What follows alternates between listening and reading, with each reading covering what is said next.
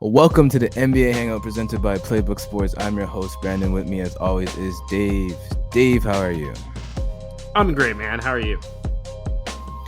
I'm doing good. We're in the thick of it in the playoffs. We got lottery happenings. We got lots and lots to talk about. We finally know where people are going to be drafting from, how many draft picks they got, who lost their picks, who is picking higher than they expected, all that fun stuff. Tied series with OKC, and as we record this, Denver and Minnesota. And Eastern's Conference still got some stuff going on. Boston's role, we can talk about that, and how we figure out the New York Pacers series is going to finish off as that concludes as we record this what was this, five, six, Five. five. Yeah, game 5 concludes as we record this. So how is your week with the basketball world? It was really fun. Like, the games are really fun. Every time you think you've got the playoffs figured out, it reminds you, like, hey, this is the playoffs. Things are going to be tighter than you think. No, this is the second round. People aren't sweeping anymore. Last week we were very much like, oh, is this the end of Denver? Is this, Pacers are going to be out? It's all over for these teams. And Denver's figured it out. Pacers won too. They're going to lose today's game, but they could stretch that into a 7-game series.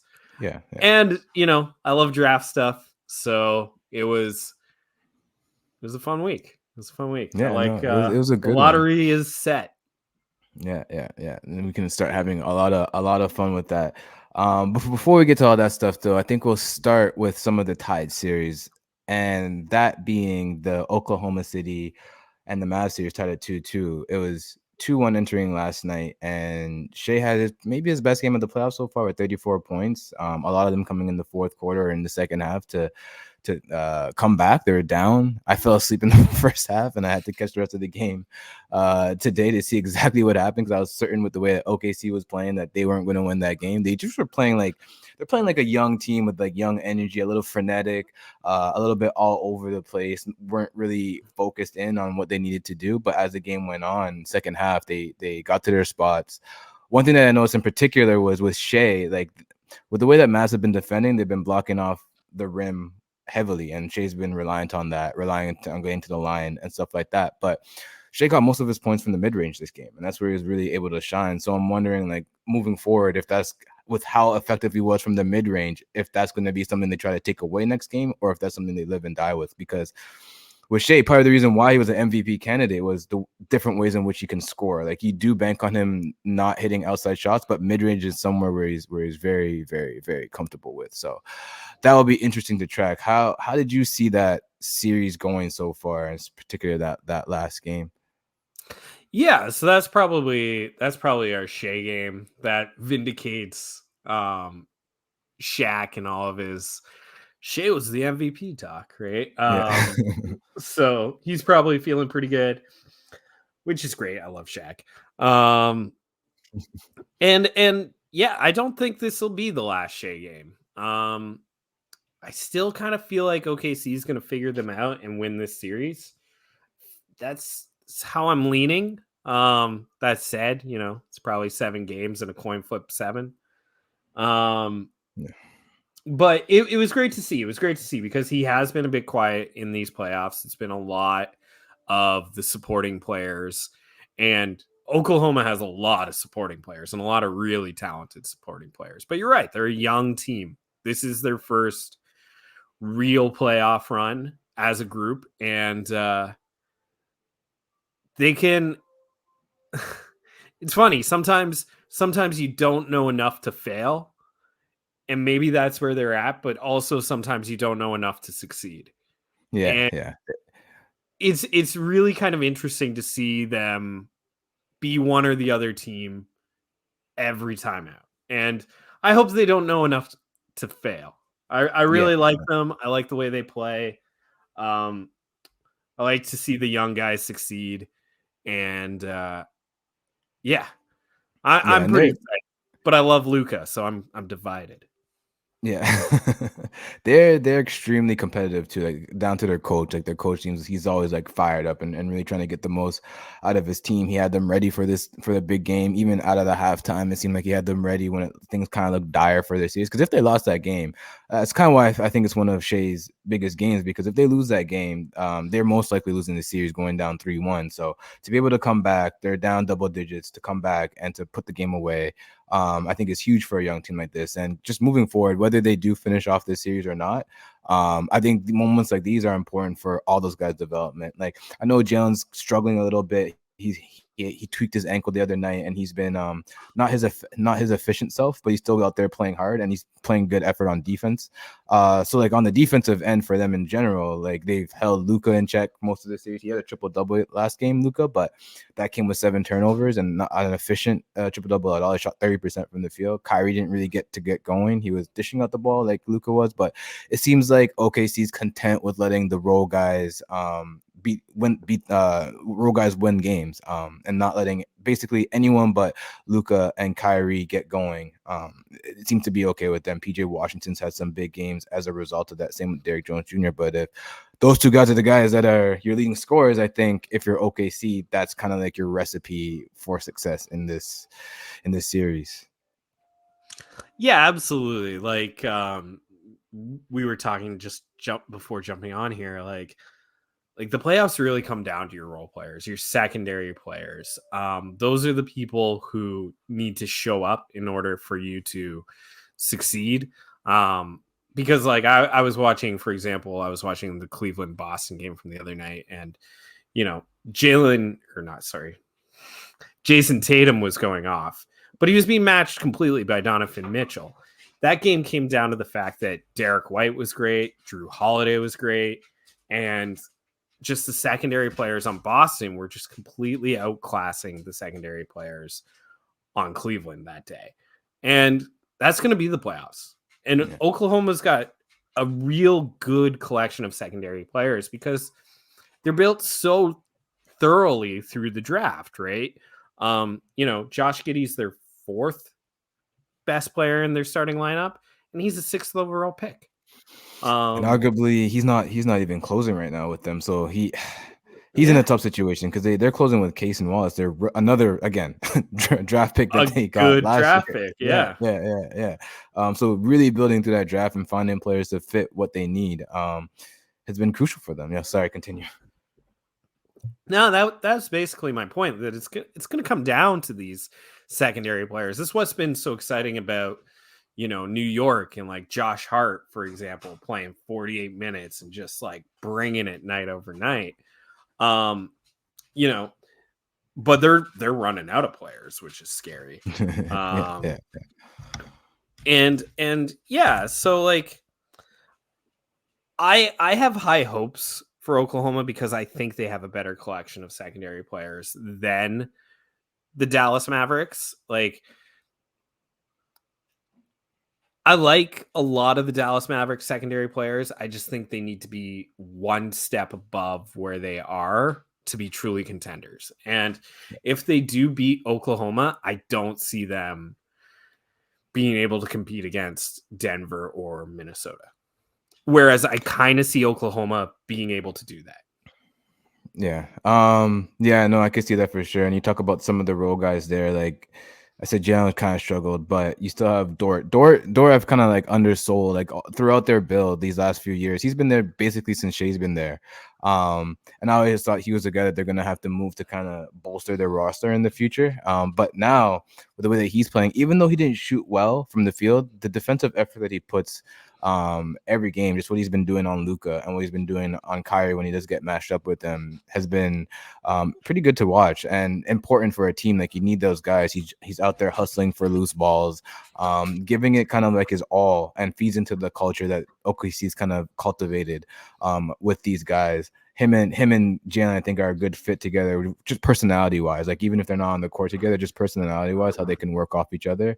I think bring the right type of energy to your team. And Chet too, cut from that same type of cloth. I think he's leading the playoffs in blocks per game as a rookie. That which is just again, if Wemby was not in this rookie class, we'd be talking about Chet in a whole different light, because what he's been doing has been Oh, a quite lot more. incredible this Yeah. year. Yeah.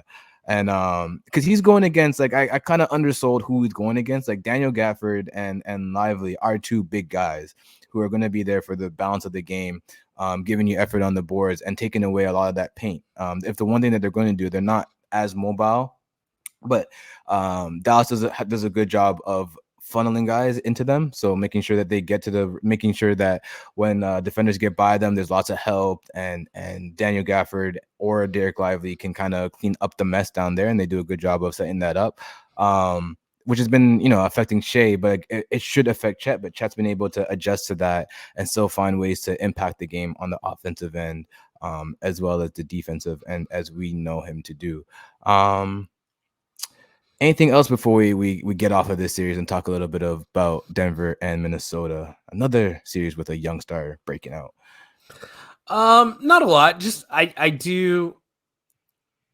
I see this series going 6 or 7, but I kind of see every series going 6 or 7 except for maybe Boston, Cleveland.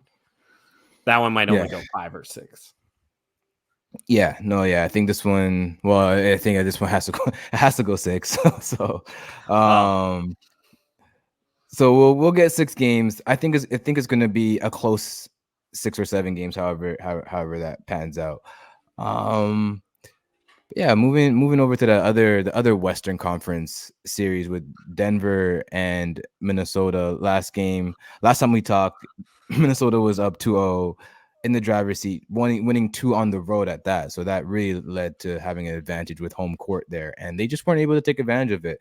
Denver kind of woke up. We talked about how Jokic might need to be more of that scorer. The last game we saw that. I think he had about 36 points, efficient 36 points, and he took the scoring load this time, going through with it. So how have you liked watching this Minnesota Denver series? I guess before we talk about it, the last game Anthony Edwards did have 44 points, 5 rebounds, 5 assists. He played 45 minutes, and the Wolves won those minutes by 5.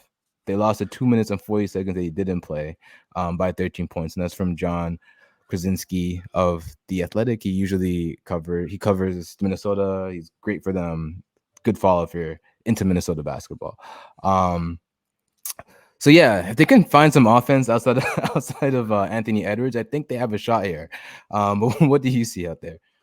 I mean, we were talking about that the other week. It's just like you've got Ant and you've got Cat, and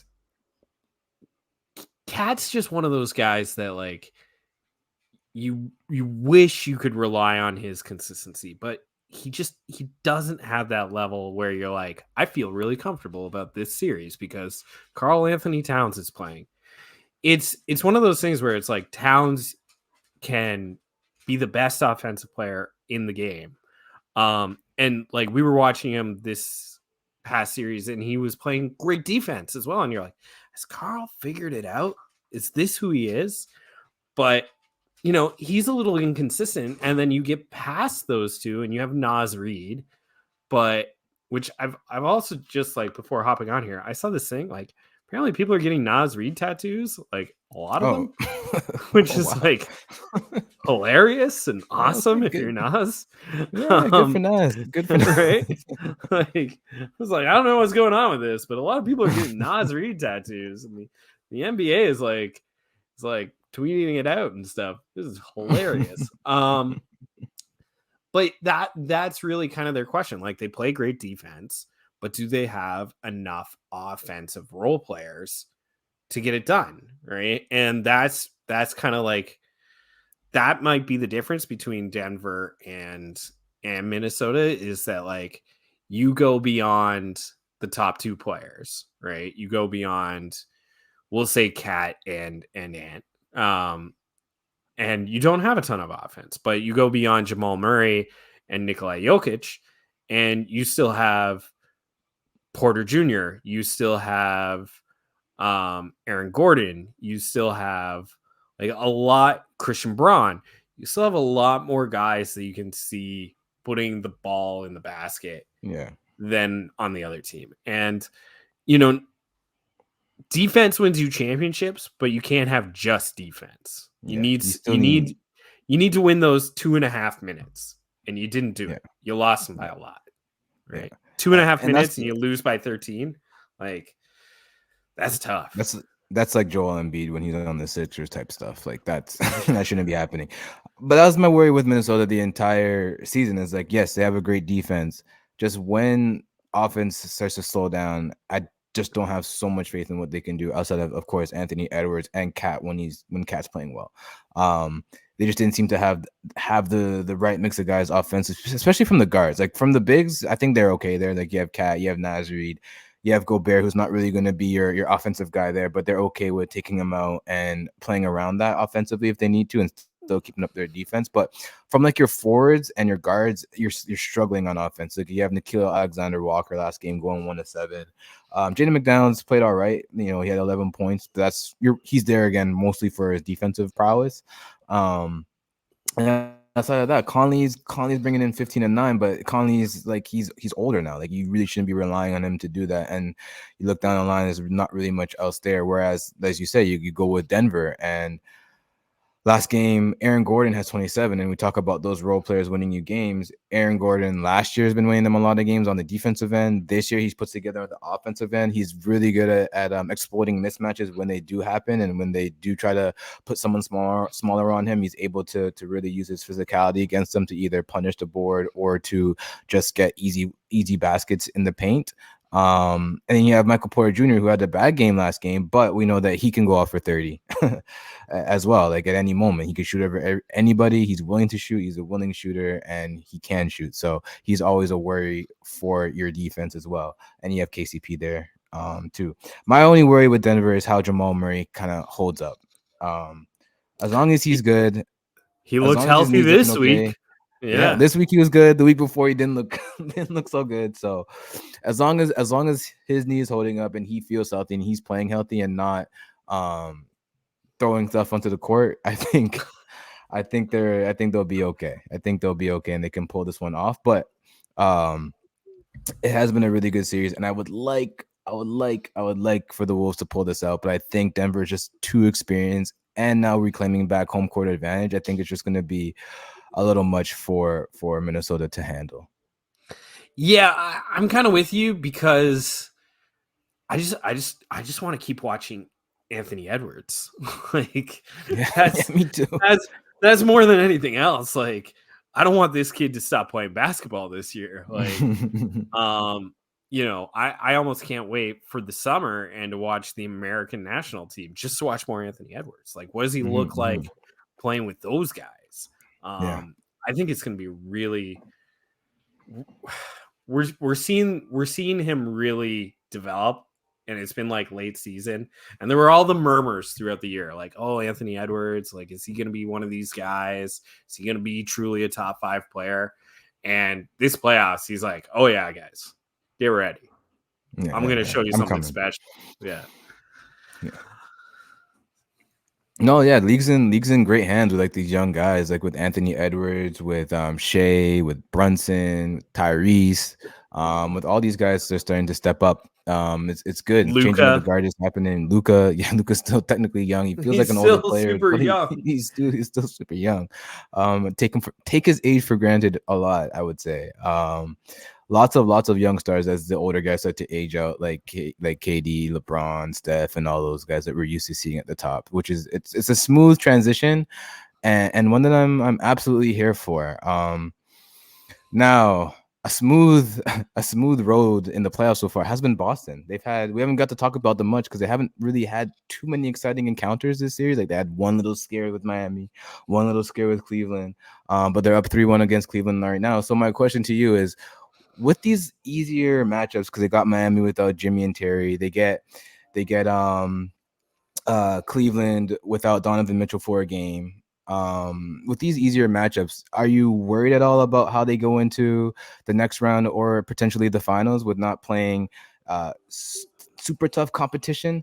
Because even if they make it out to the next round, like New York and Pacers are beating each other up right now. Like who knows what Nick player is going to be available come that time if they make it through, and who knows how exhausted mentally Indiana will be if they get to the conference finals. So do you have any worries about the road that the Celtics have taken, or is it just fine for them because we know that they've been through the playoffs plenty of times, they've been deep in the playoffs plenty of times, they know how to manage themselves? It's just being fresh by the time they get to the finals or conference finals the most important thing for the team, or do they need to be a little more battle tested, as they say?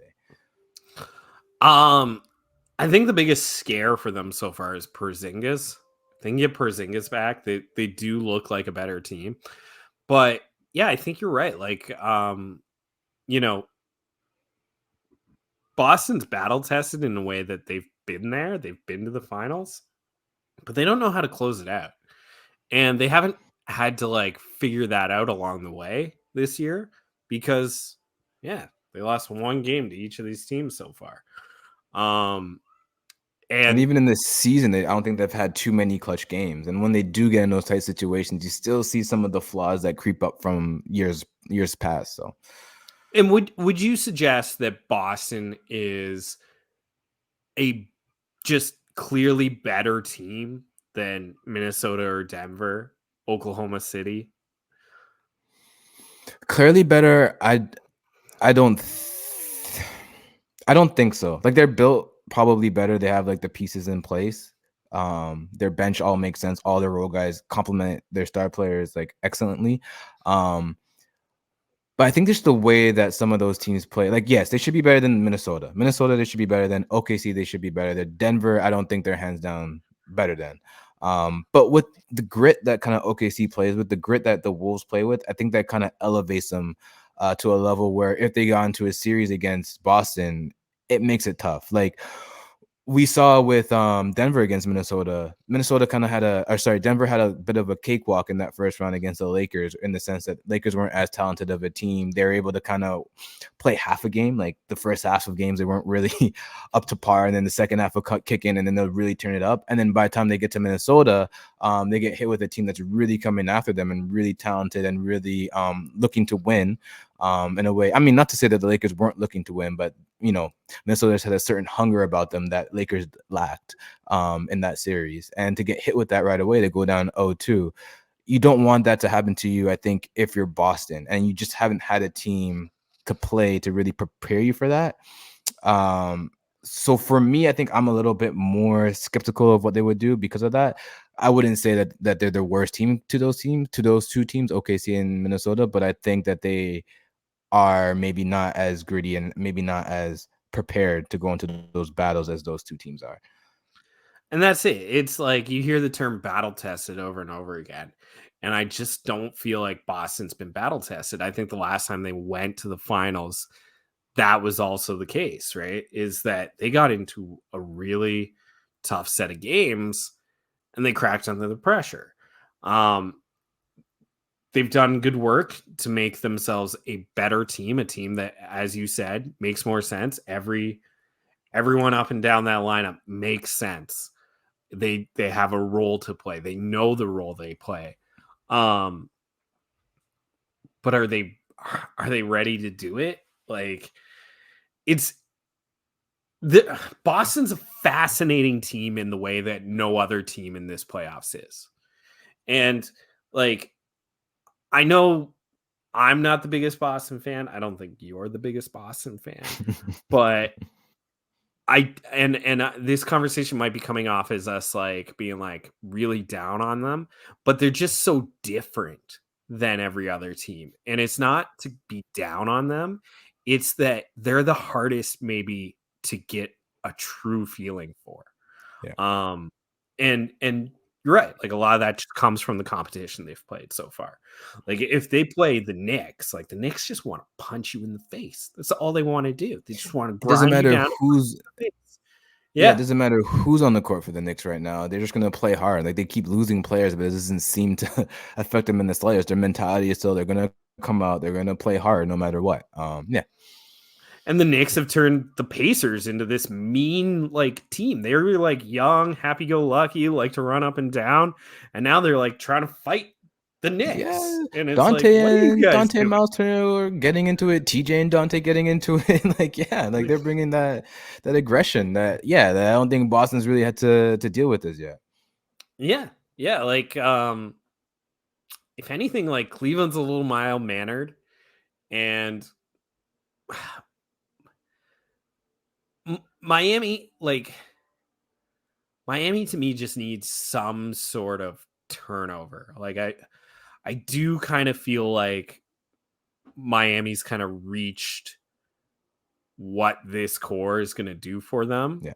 Um and so like I do think it's going to be a really interesting Miami off season where like, just like out of nowhere they have 3 new stars on the team and you're like, how did they pull that off? They have one Yeah. draft pick, right? But that's what Miami does.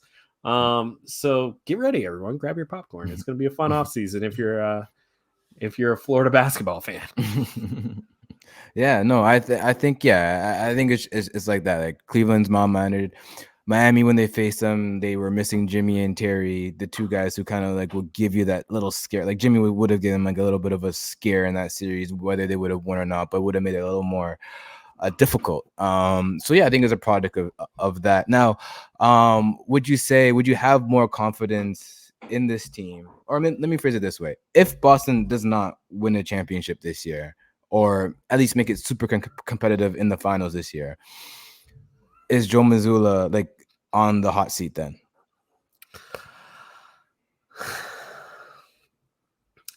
Probably, like I don't know how much the fan base loves Joe, and I think it's an easy out. I think it's an easy out where, like it's difficult to trade away talent, right? In that, like, everyone's going to offer you something for talent, but do you really like? There's always talk about breaking up Brown and Tatum, and it's like, do you really want to do that? Or do you want to add to that? And they've added and added to that to the point where it's like, how much more can you add? Yeah. Whereas, Yeah. like, if you fire the coach, it's easy, right? Oh, it was the coach's fault. We'll get JJ Redick and it'll all be fine. And it's like, it's not like you were saying, like a coach can win you maybe one game in a playoff series. It's not the problem. It's not like Joe's fine. He's fine. He's not great, but he's fine. Mhm. If Boston flames out, I wouldn't suggest that like all you're missing is, a coach. I think if Boston flames out, they got to look at themselves in the mirror long and hard and ask like, is this the path, right? Just kind of like how the Sixers have to do it right now. They got to look at themselves and be like, is our star truly the star that's going to get us over this hump? Is Jason Tatum truly going to get us over the hump? Yeah, because he's Or gonna be due. Yeah. yeah, or if he is does he have the right running mate? Because at Right. this point, with the way the cap is, with the importance of role players, your 2 stars have to be right, and you can only really have 2 stars. Like Phoenix cannot afford to fill out their lineup because of their 3-star format. Mhm. And I truly think that Phoenix is going to have to at least trade one of those guys. Um, They're trying to deny so it, but I think you're right. They kind of have to, man. Like it's getting a little ridiculous over there. Like, they cannot fill out the rest of the roster properly with that much cap space tied into 3 players, and yeah. especially with the way that like the cap punishes you when you spend too much, right? It Yeah. used to be a thing that like if you could get them on the team and you could afford to pay the luxury tax, it was okay, right? Golden State Warriors exploited it for years. Yeah. But now it's really 2 stars, 2 and maybe a really good rookie contract player. This is what Minnesota's pulling off. Yeah. Is how you build a team, especially if you're not like a completely rebuilt team like Oklahoma that has 1,000 draft picks from now until forever. Oklahoma's in a weird place, and it's going to be really excited to see how they build for years. They're gonna have a great offseason too. Yeah, and it's like, can Boston somehow get Joel Embiid to pair with Tatum? Like, do you have to go big game hunting like that? Yeah, because when you look at it now, like you paid Jaylen Brown currently is the highest paid player in the NBA. Jason Tatum's due for a contract soon. Yeah, currently, not for entirety, but currently. That gets broken every year. Jason Tatum, when he's due, he can get an extension, I think, this offseason, but can really maximize his money next offseason. And he'll be the richest NBA player in the league when that happens. So with that being said, I think you're right. You really have to look at those two guys and be like, okay, we've had these two guys here for X amount of years, feels like about 10 years now. They're both great players. Closer to 7 or 8, but it's been a long time with this core. You've been to the conference finals. You've been to the finals. You're going to go to the conference finals again this year. Probably, maybe even the finals again this year. And if you flame out, I think you have to be like, okay, we've done it all. Sort of like how we're talking about with Miami earlier, where it feels like that core, Jimmy, Bam, and Tyler core is kind of word out its welcome, and it's time to move on from that core and shake things up a bit. I think at this point in time, if Boston flames out, you got to do a hard look at that core and be like, okay, is this really the way we're going to win a championship, or we're going to have to make a hard decision here and move one of those two guys? I guess you do have another year or two until Tatum really does get his contract, but I think you should start looking a little bit sooner. I think this offseason is going to be a lot more movement. I think this might be this offseason that you might be able to capitalize on some of that stuff a little earlier than you might really want to. Then again, though, they could win it all, and it could be sweet vindication. Then it's like, we're so smart. Run it back. Look at how smart they are. Yeah, run it back. Let's go. Yeah. You know, do they have to break up Nikola Jokic and Jamal Murray because they didn't run it? Right? You know. I think that duo is safe. I think they're good for a while. Yeah. I think they'll be okay. Yeah, I think that's good on the playoffs. As we said, Knicks and Pacers are playing right now, and they're battling it out. They're gonna go I'm gonna say they're gonna go the distance. With home team just winning out right now, and we'll see who ends up winning, taking over this series. So other bit of stuff that happened was the draft. We finally got our lottery order, and we know who's drafting where, who lost their picks, as we said earlier. So I'll read out our lottery just so everyone gets a bit of a sense here. So with first pick is Atlanta Hawks. Then you have Washington, Houston, San Antonio. Fifth is Detroit for like the third year in a row, even though they're like they've been trying to tank. But as we've seen, like these tanking odds aren't these lottery odds aren't in the favor of tankers anymore. So you gotta adapt. You gotta be better at some point. So fifth is Detroit, sixth is Charlotte, seven is Portland. Again, a team that was tanking the entire year to try and get a high draft pick ends up with seventh. San Antonio, eighth from Toronto. You have ninth is Memphis, 10th is Utah, 11th Chicago, 12th OKC, which is just wow. 13th is Sacramento, and to close out the lottery is 14th with Portland. So I guess our biggest shocks there was Atlanta getting the first pick, Houston getting the third pick, and Spurs getting 2 picks in the top 10 to build around Wemby. Or they can use those 2 picks to get maybe a Trae Young, maybe another disgruntled star somewhere else, whoever they're kind of fishing for. So what was your first take, your first reactions of seeing the lottery pan out? All you need is a chance. Just ask the Atlanta Hawks. I mean, like 3% chance to win the lottery, pull it off. Pretty awesome. Maybe not the year you want to pull it off, but still really cool to see. Yeah.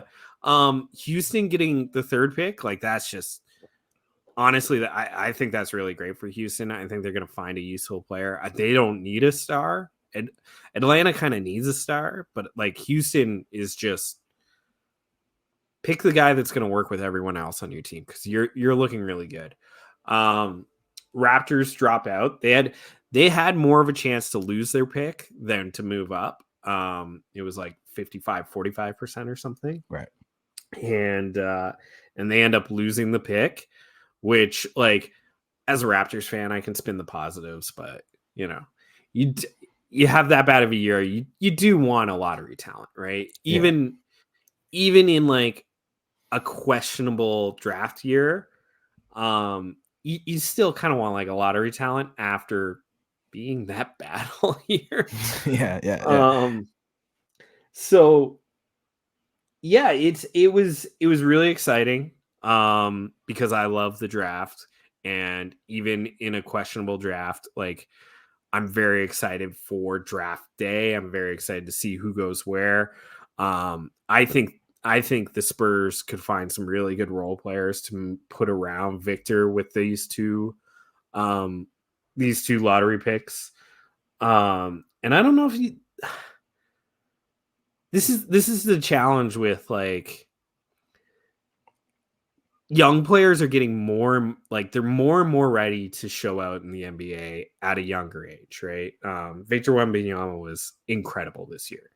Chet Holmgren has been incredible this year, and the Oklahoma City Thunder are super young but doing awesome in the playoffs. Anthony Edwards is arriving maybe 2 years before people thought. So maybe the real deal is just to add some talent around Victor for another year, but yeah, I can see the value in moving them for a disgruntled star. I just don't know if there's really truly a disgruntled star you want to pair with Victor at this moment. I don't want to pair him with Trae Young. Like I don't think that's a good pairing. Personally, like I think Trey's a guy you kind of build around, and I think Victor's a guy you kind of build around. Mm. So you'd be dividing the touches at that point if you were to do that, and I don't know if it's a good fit. Um, I would almost rather DeJounte if I'm the yeah, Spurs to get back. Dejounte Yeah, going yeah, back, yeah. yeah. Let's stay with Atlanta there. So they have the first pick. They weren't really expected to get that. The projected first pick is Alex Sarr, who's a big. He plays big.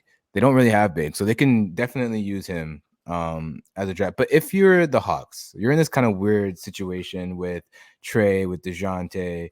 You do have Clint Capella still, and you still have Onyeka Okongwu still, who you've been putting development minutes into and kind of pushing him as a guy to take over once Clint um, goes or falls back, has a little fall off or whatever, or trade him.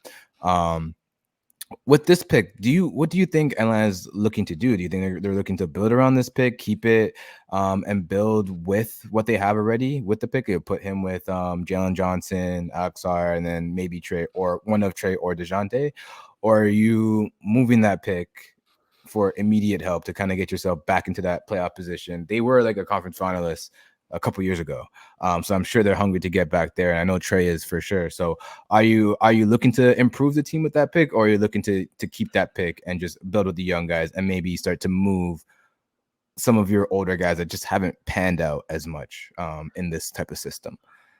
So I don't think this is a year that a lot of people are going to put up a great offer for the first overall pick, and this might be the first year.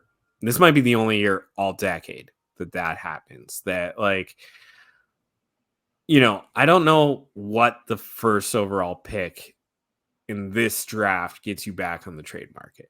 But like Right. DeJounte Murray or Trae Young could get you a lot back. And so you move one of those guys, for example, you've got a talent that's coming in. You have Jalen Johnson who emerged and looks really good. If you take Alex Sarr, for example, he's somewhere between, you know, projected to be somewhere between uh uh like a Jaren Jackson and like a Derek Lively, right? Right. So this kind of like defensive mobile big who can like do some stuff. Maybe not be amazing, but do some stuff. Paired with Jalen Johnson, that's pretty good front court though. Um, Hmm. I would try to hold on to Okongwu because I think he can play both front court Yep. positions and he can be your kind of tweener. And he's probably ready to start. And if Alex Sarr takes that over halfway through the year, you're in a really good spot. You're in a really good spot with your first overall pick. And then you have a backcourt that consists of one of Trae Young or DeJounte Murray. And then, between your 3 and your 2, that's who you're getting back for the other guy, right? And that could be a really good player. That could be a true difference maker. And then you're just filling one spot. And honestly, they still have like DeAndre Hunter. If DeAndre Hunter is your small forward on that team, he plays good defense. He doesn't handle the ball very well, but he can hit a three. He's a big body, plays good defense. Like, you're in a pretty good spot. I think Atlanta got really lucky with this pick, and it gives them so much optionality this offseason to be really a lot more interesting than they were when it was like, oh, is Trae Young going to get traded? Like, right.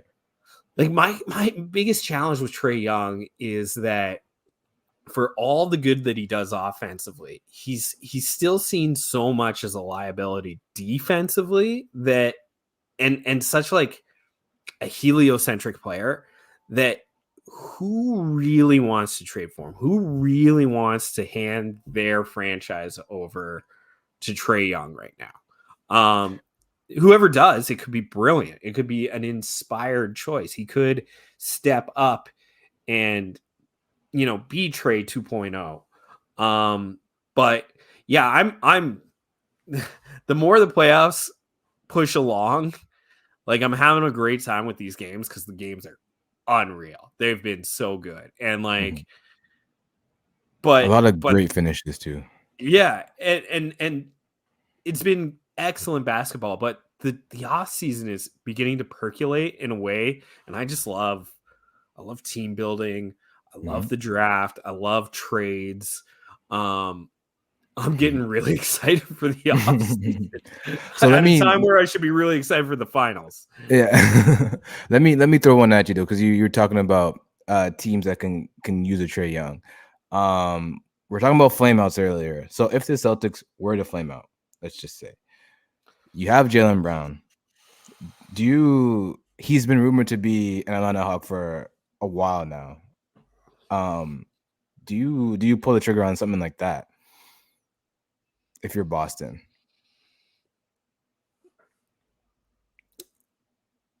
I think it'd be really fun.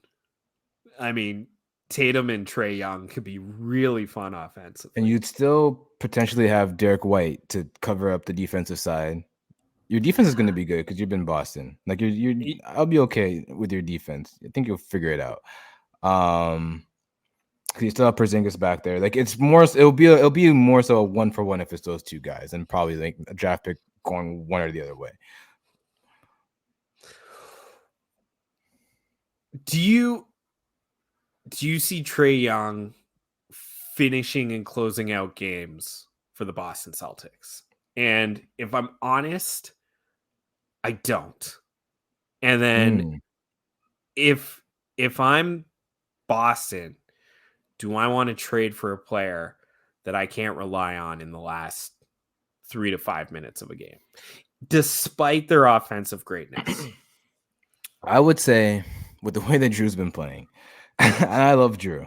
Like, Drew's my guy. Like, he's one of my favorite guards that's been around for like the last decade or so. With the way that Drew's been playing, you can sacrifice some of that defense just to take his offense. Because I've seen Trae close out the Sixers. I've seen Trae close out teams in the playoffs before. He is a liability on the defensive end, but I think if you're on a team like the Celtics, you can figure your way around that.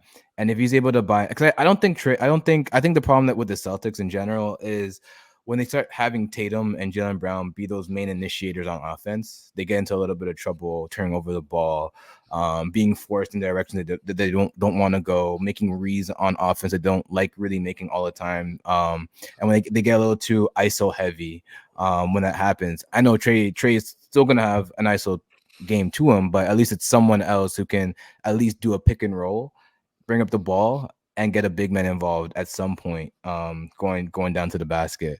I don't know if like Boston is up for this at all, but I think it's an interesting one that they have to look at if they were to flame out this year.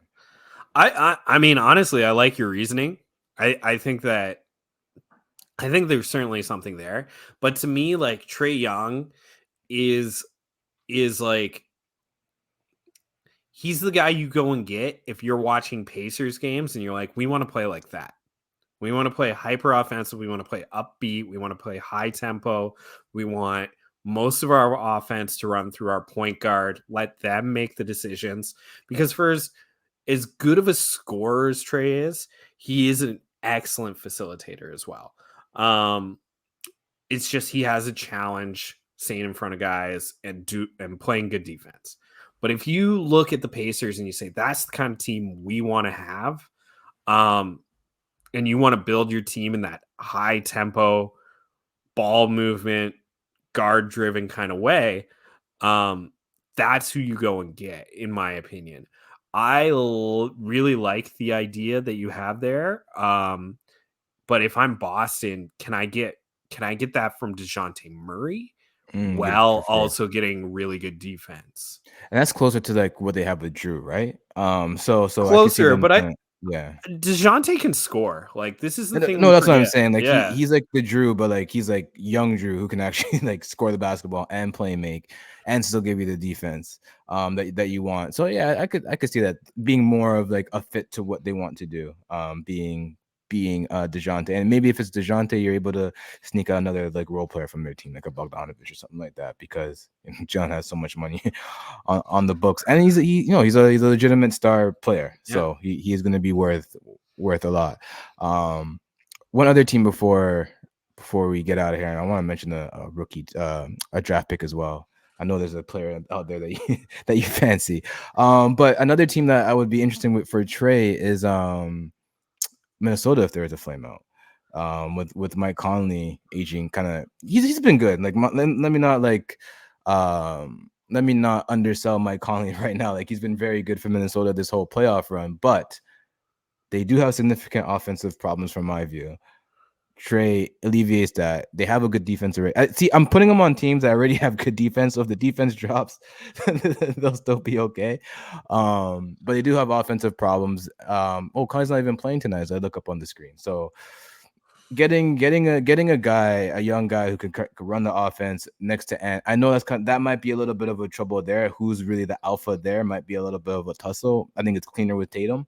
But I think at this point, Ant is like an absolute alpha. I think Trae alpha, yeah. would say, "Hey, like this is your team. I'm here to help you." My question with that would be, can you make the money work? Because Trae gets paid really well. Ant needs to get his extension. Who are you trading back? It would have to be Cat. Like it would have to be, you'd have to move Cat. Then you're just kind of moving, in my opinion, you're kind of moving like the big man version of Trae for the guard version of Trae. Right? Like super awesome offensive players who just have like such defensive question marks. Yeah, which is 100% fair. But yeah, that'd be great to see, like that guard pairing just going at you over and over again. Like, yeah, like you just want to make like TNT more money. Like you're just like looking to sell tickets at this moment. Yeah, exactly. That'll be and the quotes that come out of the post games of those two guys would just be like A plus. A plus. So just before we get out of here, there's been two players. I don't know how much you know about Nikolai Topic. I'll get that right for the next time. Right. Yeah. But his fall in the draft is starting to catch when he has another knee injury. So he's looking to fall. He's looking like he might fall down the draft from his lottery position. But the other guy who seems to be sneaking up in the draft is your guy Edie. So your thoughts on him, and where would you like to see him land? Because I think the latest report was that he might be sneaking into that top 10 range. Which is fascinating to me, because big men at this stage, especially like a big man like him, like who's a little bit slower, we don't know how great laterally he's going to be. We don't know how he's going to do in space, but we know he can play defense. He could be like your Walker Kessler. He can be, at his best, your Rudy Gobert type of defender. as actually, if he was to maximize all his potential, I don't think he's there. But if that's what you're looking for if you're drafting a guy like that. It's like you want like a Walker Kessler, a Brook Lopez. You want something of that nature. So what do you think about his rise, and which teams do you think should be kind of eyeing him so far? Yeah, with Zach Edey, like it's interesting. You got to give the kid a lot of credit. He really improved his lateral movement from last year to this year, and it's really what's pushed him into like a first round pick. He's getting lottery talk because the draft is so open, right? The draft is so questionable about who's going to be the one person who comes out of it, and a 2-time college player of the year who just like nobody could deal with, right? Like this kid would be the first overall pick if it was 15, 20 years ago. He's 7'4". His wingspan is almost as big as Wembanyama's. But he's close to 300 pounds, right?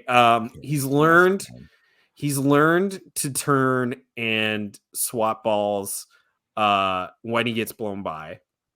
Whereas like Wemby can stay in front of a lot of these like fast guards. Like that's Victor's like magic. It's just how quick his feet are, as well as how long his reach is. So Zach will never be that quick on his feet. But if you get him into an NBA program that really works on his mobility, you could have something really special there defensively. But Rudy defensively, nah. Walker Kessler, maybe.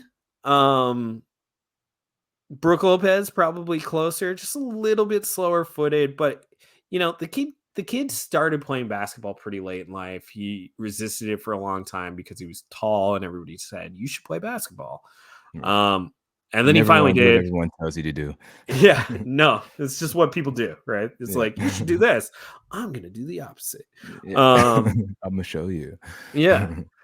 But he did play basketball, and he's like, this game's great. I love playing this game. So it would be interesting, like, even though he's an older draft pick, it'll be interesting to see how much he develops, especially when it comes to those, like, those non-physical traits, like the thinking side of the game, the cerebral side of the game, right? Understanding positioning, understanding what people want to do against you. Because he is so large and he's so strong that if he can figure out what everybody's trying to do against him, maybe he can be not a step ahead, but half a step ahead. So he's not getting burned. He's not getting played off the court as often. That said, though, I do like the idea of Edey going somewhere where he's not the relied on big, where his coach can put him into certain situations to succeed, to slowly build him up. I think that'd be very important for him. Like, you don't want to throw him into the fire. You don't want to have him be your starter right off the bat. I think if he can find a team where he's kind of slow rolled into the starting lineup, if he makes it to the starting lineup, I said Rudy, but I think he projects to me as like a backup big type player, and then if he can maximize everything, he gets that starting role type of thing. Yeah, exactly. And so like I haven't seen him depends on the mock draft, but more often than not, I see him in the second half of the draft. So I've seen people say, what if he went to the Knicks, right? And he backs up Robinson and Hartenstein. What if he goes to the Miami Heat and he backs up Bam? I think like the best that Miami talk has been very controversial around Miami circles. Yeah, it's either you love Edey or he's like the worst thing that ever happened to the Heat. Wow, mind you, that a lot of the Heat fans have been clamoring for size on the team, but not Zach Edey's size apparently. Like that's not the type of size they want. Well, and it's sometimes sometimes Edie gets like compared to like Shaq because of his size, compared to Yao Ming because of his size. And when you think of those players, you think of the end of their career, unfortunately. And you think of like, wow, like these guys got played off the court. And maybe Zach Edey doesn't have a long career. Maybe he doesn't have a 20-year career. Maybe he's got a 7 to 10-year career. But what do his prime years look like? And is he a really effective basketball player or not? And in a draft where you're honestly stepping up to the plate and just taking home run swings. If you're not sold on anyone else, he's a Why not? unique prospect, Yeah. unlike anybody else in this draft. And like Donovan Klingman is another big who is talked about going like top 5. And when they played in the championship game, yeah, Klingman's team won. And Klingman tried really hard, but he didn't stop Zach Edey. Like Edey balled out in that game, right? And Klingman is being talked about as perhaps the next Rudy Gobert. So I don't know. It's gonna be fun. I'm fascinated to see where Zach Edey ends up. I'm fascinated to see where Bronny James ends up. Yeah, Bronny making waves too. Yeah, like second round waves, but he's LeBron's son. He might actually make it to a team. Like before, I was a little questionable, but now it seems like he might actually get drafted and play in the G League instead of just not get drafted. Yeah, and which is a big step. If his shot comes along a little bit more this off season, maybe the kid does have a role. Like he's got a great sounding board when it comes to how to play in the NBA. That's for sure. It's going to be a fascinating draft, and it's going to be one that like 3 to 5 years from now we go, oh, why didn't everybody take Tyler Smith, right? Like he's clearly the best player. Well, we don't know that right now. We really don't. And yeah, it's your scouts are going to get paid. You're going to get paid this draft. This would be the scouts draft for sure. Last thing on Edey is I think I kind of see it the same way as you. It's like there's not much going on in this draft from what I hear, from what I see. Other years there's been at least a couple players that popped out, even like midway through the lottery. You hear some players that like I heard about a Giddey, Josh Giddey at one point, before, and he wasn't even like a top. He went like top 6, top 7, right? That's because I was on to Josh Giddey, and I was like, hey, man, this guy kept winning International Player of the Year. I might have had a little bit of help with him, but there's usually a couple players that just stand out early on, and they go up and down within the lottery rankings. But this year hasn't really been that from what I've been able to see on the outside, looking in. So in a draft like that, it's like, okay, Edey falls to you. You need some type of big.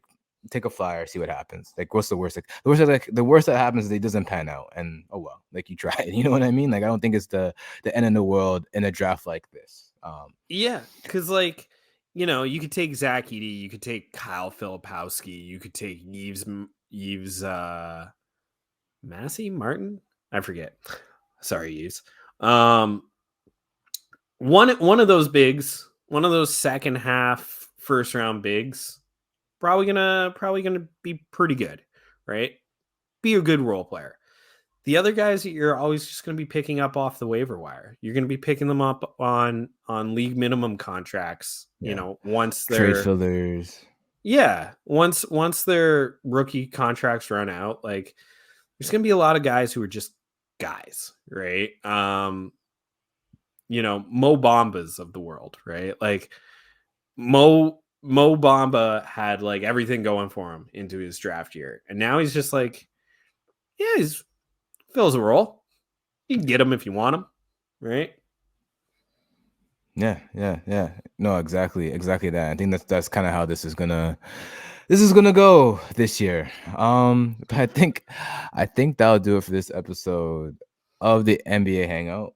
We're presented by Playbook Sports. You can follow us at the NBA Hangout Oh yeah, go. I got one final thought. Yeah. Go. There's rumors that Toronto's going to be awarded a WNBA team. And Oh yes. I'm hyped about that. That would be really cool. I want to see that happen. I don't know why, but the WNBA has got like some buzz behind it. Plus, That's I just like to right see now. I like to see more pro sports. And like if a WNBA team comes to your city, for example, for us, it's Toronto. That creates opportunities. That creates a lot of opportunities, not just for the players, but for front office people, for media people, for arena sales and things like that. There's so much good that can happen when a pro sports team comes to your city. And yeah, the WNBA is like cool right now, and I want to see them. They're on fire right now. Yeah. Also with the Raptors, with Toronto getting a team, also Golden State Valkyrie was announced for WNBA, and they got the purple. They got the purple Raptors. Shouldn't have gave it up. They got the purple. Raptors can get it back. They got to rebrand. They should bring it back. Yeah. They definitely should bring it back. And when you see those Valkyrie purples, you're gonna be they should bring it back. Yeah, that will do it for this episode of the NBA Hangout. You can follow us at the NBA Hangout. You can follow me at BJAY93_. You can follow Dave here every week. Thank you for hanging with us. Peace.